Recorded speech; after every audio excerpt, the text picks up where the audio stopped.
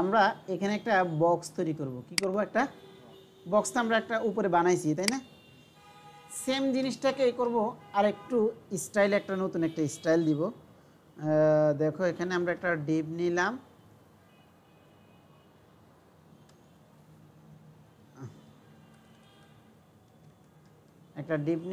এই ডিভের একটা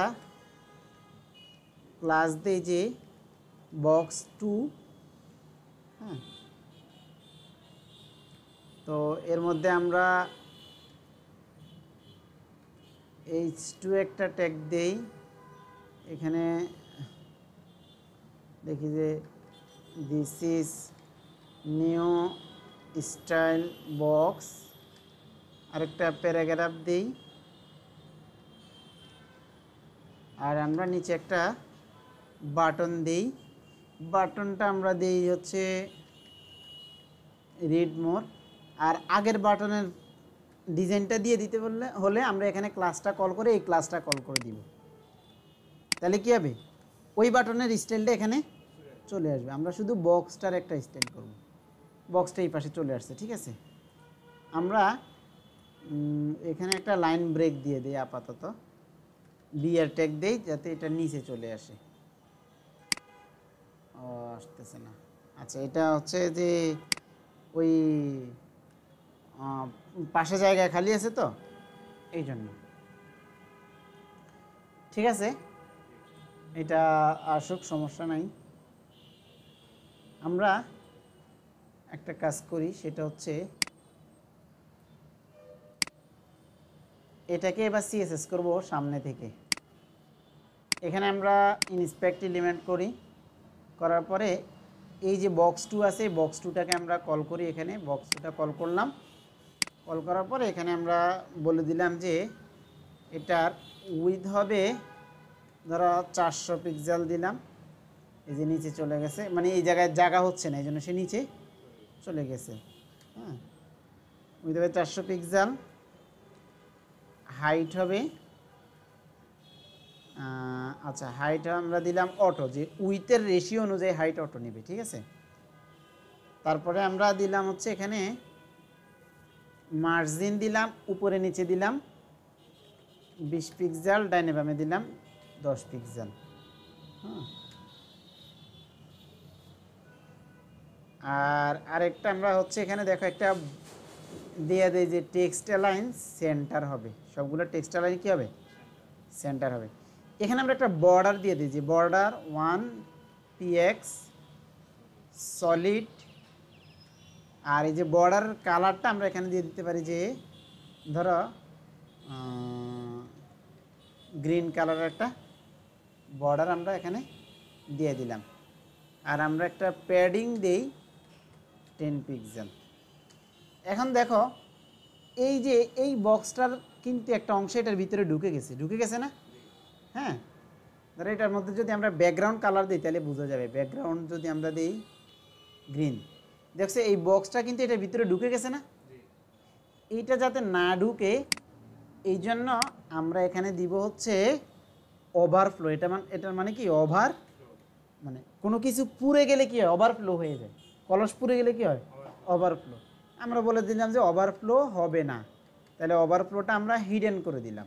এই যে এখন নিচে চলে গেল না ওভারফ্লো। এবার আমরা বলে দিলাম যে এটা ওগুলো থেকে আলাদা হবে, এটাকে বলা হয় ডিসপ্লে ব্লক। কি বলা হয়? Display block. আরেকটা যে উপরের সাথে মিলবে না, এটার আরেকটা সিএসএস বলা হয় ক্লিয়ার বোথ। আচ্ছা, তাও তো এটা নামতেছে না।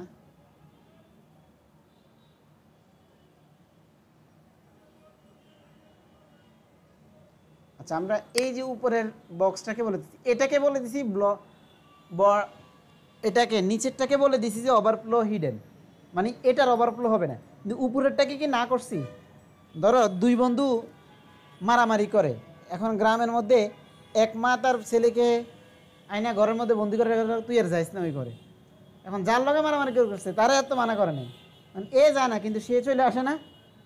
এখন কি হয়েছে যে এরে আমরা নিষেধ করে দিছি, এ যায় না কিন্তু এরা চলে আসতেছে।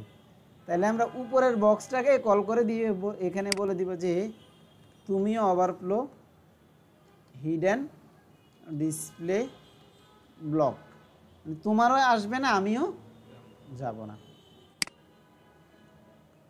হ্যাঁ,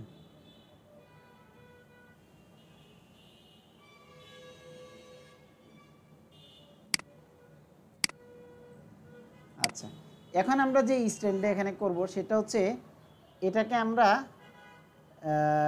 বলে দিব একটা সিএসএস আছে, এটার নাম হচ্ছে আমরা যে ব্যাকগ্রাউন্ডটা দিব না, ব্যাকগ্রাউন্ডটা না দিয়ে ওই জিনিসটা শিখবো। এটাকে বলা হয় বক্স শ্যাডো। কি বলা হয়? Box shadow. এটা দেখো একটা শ্যাডো 0, 0, 30 px, দেখছো একটা শ্যাডো হয়ে গেল নিচে। হ্যাঁ, সুন্দর একটা কালার বক্স হয়ে গেল। এবার আমরা এটাকে স্পেস দিয়ে বলবো যে এই যে কালারটা, এইটা কালার কোডের মাধ্যমে দিবে। আমি কালার কোড বুঝাচ্ছি তোমারে। এখানে আমরা বলে দিব যে ডিডিডি বা এখানে অনেকগুলো কালার কোড হয়, বা এখানে আমি যদি বলি যে হোয়াইট, আমি যদি এখানে বলি যে গ্রিন, নিচে অর্থাৎ শ্যাডোটার মধ্যে কি কালার হবে, বুঝতে পারছো? তার মানে ধরো এই যে গ্রিনটাকে যদি সিলেক্ট করি, এখান থেকে দেখো ক্লিক করার পর এখানে অনেকগুলো কালার আছে না, ধরো এই যে দেখো এখান থেকে ঘুরাইতে পারবা তুমি, এই দেখছো? তা আমি এই দিকে নিয়ে এখান থেকে বলে দিলাম যে একটা বক্স শ্যাডো হবে, কিন্তু হালকা একটা বক্স শ্যাডো। কী হবে? হালকা একটা বক্স শ্যাডো হবে, এটা আমরা বলে দিলাম। আর এই যে বর্ডারটা আছে, বর্ডারটা আমরা বাদ দিয়ে দিব। দেখছো এখন একটা সুন্দর ডিজাইন হয়ে গেল না? এটাকে আমরা এই স্টাইলটা করার জন্যই আমরা হচ্ছে এখানে নিয়ে আসলাম এই যে বক্স।